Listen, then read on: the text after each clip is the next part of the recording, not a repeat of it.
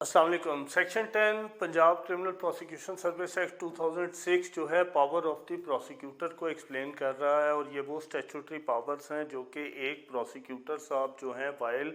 Performing his official duty जो है वो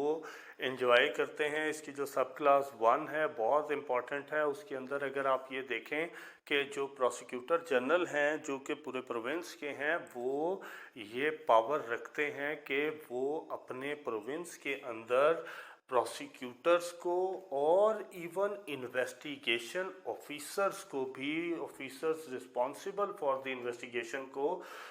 इसमें मतलब हाई रैंक जितना भी ऑफिसर हो पुलिस का, उन सारों को प्रोसिक्यूटर जनरल पंजाब जो हैं गाइडलाइन जारी कर सकते हैं फॉर इफ़ेक्टिव प्रोसिक्यूशन। और ये इनमें से एक जो गाइडलाइन बुक है वो आपके सिलेबस का भी पार्ट है, जहाँ पर उसको एक बुक शेप के अंदर, नोटिफाइड शेप के अंदर जो है वो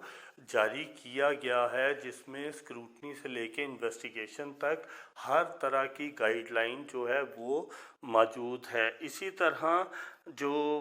सब क्लास 2 है, वहाँ पर जो प्रोसिक्यूटर जनरल हैं या डिस्ट्रिक्ट पब्लिक प्रोसिक्यूटर हैं, ये किसी भी अथॉरिटी को कंप्लेन कर सकते हैं अगर वो समझते हैं कि कोई भी पब्लिक सर्वेंट जो है working in connection with the investigation और प्रोसिक्यूशन, अगर उसने कोई ऐसा एक्ट कमिट किया है जो कि prejudicial to the prosecution है, तो वो उसके ख़िलाफ़ जो है डिसिप्लिनरी प्रोसीडिंग्स के लिए भी तहरीर कर सकते हैं। और ये भी इंतहाई इम्पॉर्टेंट सेक्शन है जिसके अंदर आप समझें कि जितने भी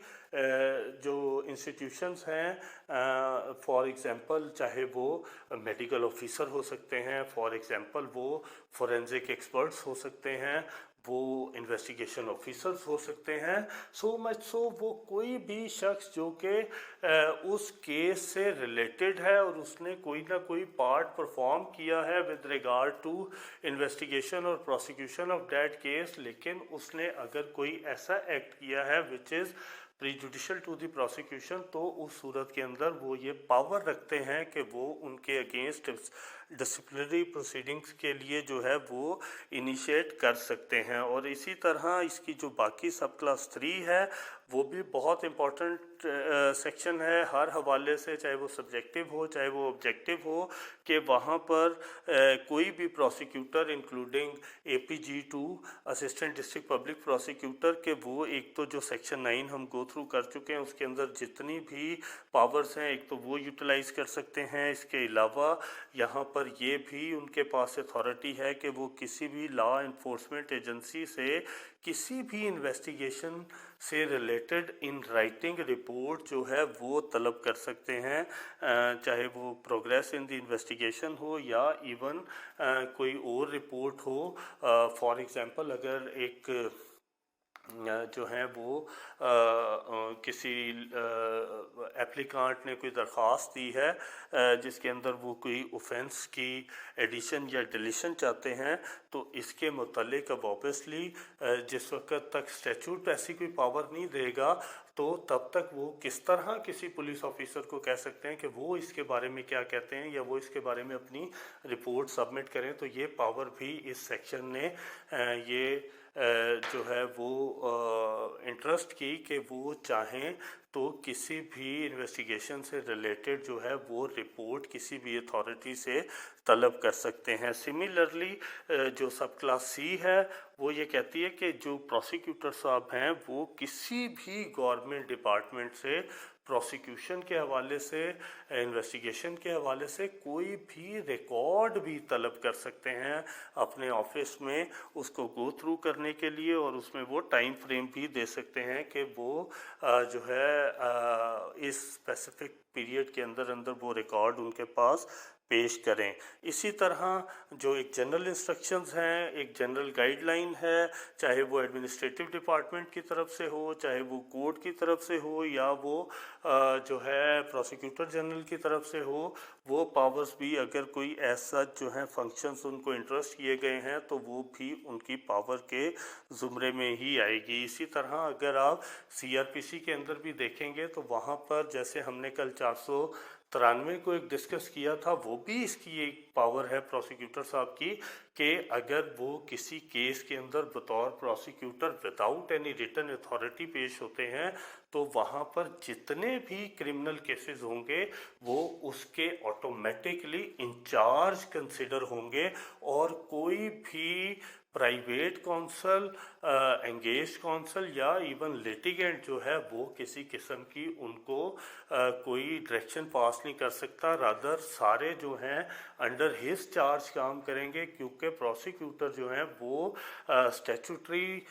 पावर के तौर पे हर क्रिमिनल केस के इंचार्ज होंगे, और अगर कोई प्राइवेट कौंसल भी हैं तो he shall be working under the directions of such authorised prosecutor. तो वो 493 की पावर है। फिर 494 जो है सीआरपीसी, उसके अंदर भी एक विड्रॉल ऑफ द प्रोसिक्यूशन की पावर थी जिसको इंडोर्स किया गया है इसी सेक्शन 10 के तहत कि अगर प्रोसिक्यूशन जो है वो किसी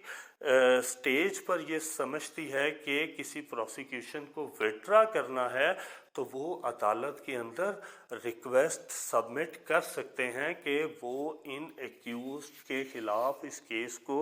या किसी एक एक्यूज के ख़िलाफ़ वो उसको प्रोसिक्यूट नहीं करना चाहते, लिहाजा प्रोसिक्यूशन विड्रा की इजाज़त दी जाए, या इवन जो है वो पार्शली किसी एक ऑफेंस में या ज़्यादा ऑफेंसेस में भी अगर जो है वो उसकी ट्राई किया जा रहा है तो वो किसी ऑफेंस को भी या चार्ज को भी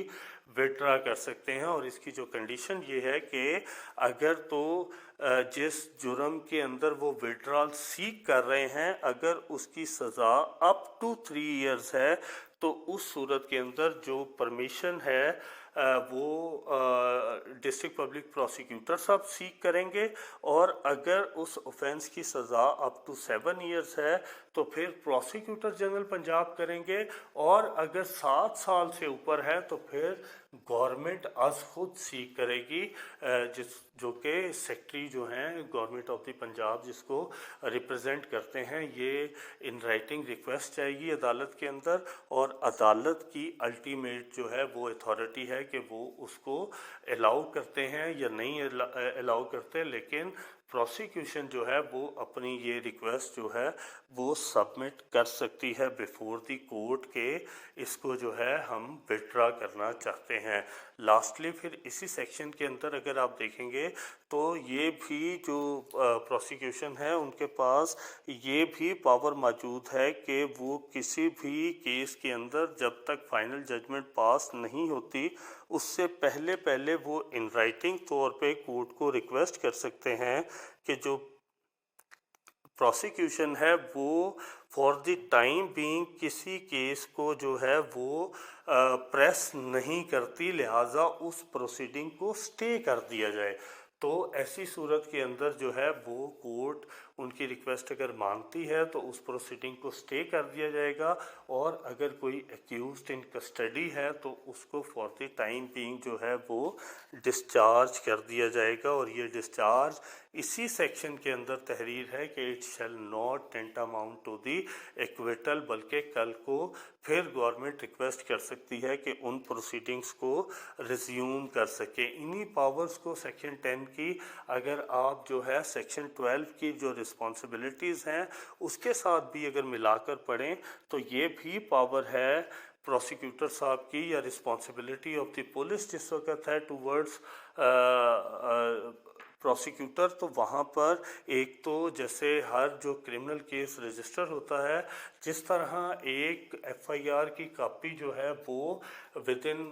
फर्स्ट 24 आवर्स जो है वो मैजिस्ट्रेट साहब के पास सबमिट करनी होती है, इसी तरह ये जो सेक्शन 12 है इसमें पुलिस की रिस्पॉन्सिबिलिटी है towards the police towards the prosecutor कि वो उनके एलोकेटेड पुलिस स्टेशन में